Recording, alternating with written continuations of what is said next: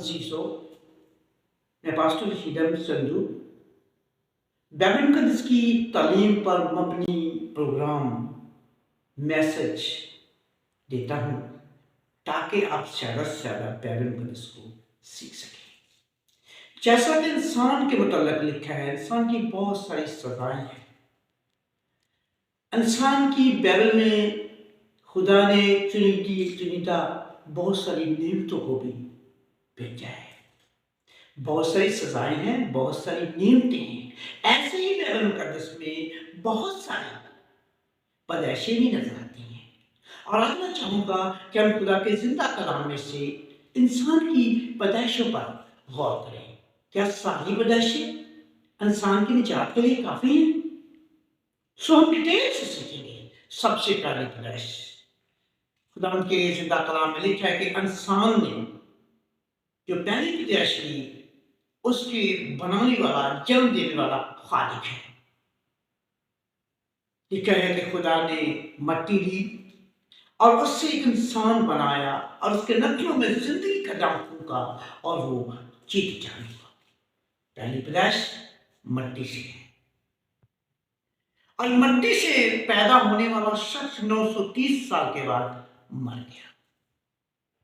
یہ بھی پیدائش کوئی مجھے کامل پیدائش نظر نہیں آتی، یہ بھی فناہ کی طرف گئی، جس کے متعلق کہا خدا نے تو خاک ہے، پھر خاک میں لوٹ جائے گا۔ اب دوسری پیدائش پر بھی غور کرتے ہیں۔ پہلی پیدائش مٹی سے اور دوسری پیدائش نفس سے، یعنی انسان سے۔ خدا نے آدم پر گہری نیند بھیجی اور اس کی ہڈیوں میں سے ہڈی اور گوشت میں سے گوشت لیا اور ہوا کو پیدا کیا جو اس کا ساتھی ہے، اس کا مددگار ہے۔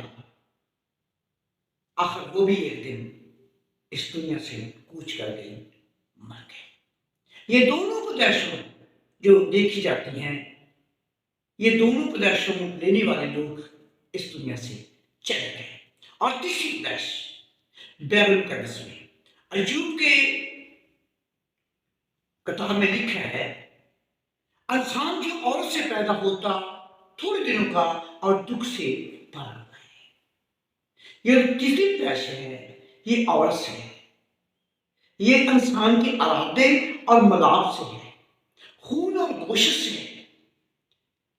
اور عورت سے پیدا ہونے والے لوگ جتنے ہیں وہ دکھ سے بھرے ہیں اور تھوڑے دنوں کے ہیں۔ آخر وہ بھی اپنی عمر پوری کر کے اس دنیا سے رحلت کر جاتے ہیں۔ ان میں بھی کوئی خوب کامیابی نظر نہیں آئی۔ اب ہم دیکھیں گے چوتھی پیدائش پر غور کریں گے۔ چوتھی پیدائش کے متعلق لکھا ہے، وہ نہ خون سے نہ انسان کے ارادہ سے بلکہ خدا سے پیدا ہوئے۔ چوتھی پیدائش جسم سے بھی نہیں، خون سے بھی نہیں، ارادہ سے بھی نہیں، بلکہ خدا سے ہے۔ وہ کلام کے وسیلہ سے پیدا ہوئے،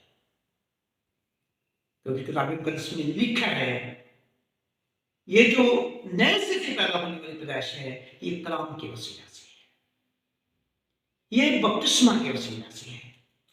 جتنوں نے مسیح یسوع میں شامل ہونے کا بپتسمہ لیا، مسیح کو پہن لیا، یعنی زندگی کو اوڑھ لیا، زندگی کو پہن لیا۔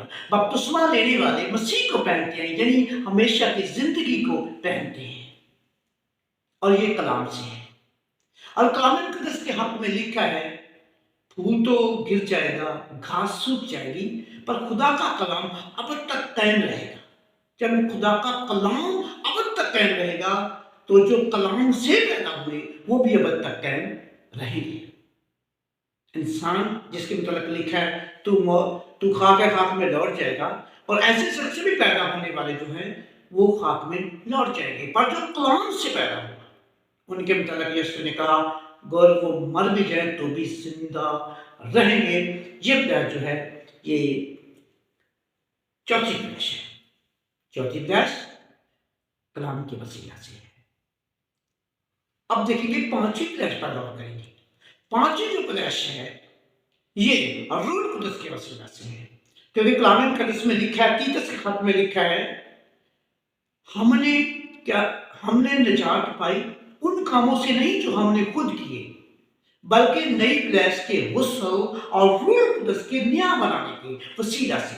नई पैदाइश जो है वो रूह कुदस के वसीला से है, पाकीज़गी से के वसीला से है, कलाम के वसीला से है, और दूसरी पाकीज़गी के वसीला से, यानी खुदा के रूह के वसीला से है।